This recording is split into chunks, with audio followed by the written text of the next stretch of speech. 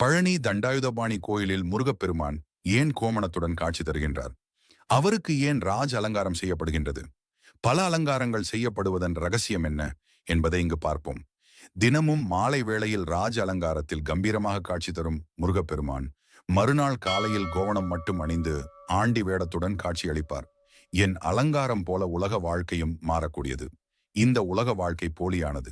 இன்று உன்னுடன் இருக்கும் பொருள் நாளை உன்னுடன் இருக்கும் என்பது நிதர்சனமில்லை.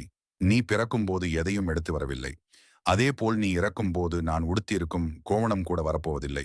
நீ எப்படி வந்தாயோ அப்படியே போவாய் என்பதை உணர்த்தும் விதமாக முருகப்பெருமான் கோணத்துடன் காட்சி தருகின்றார்.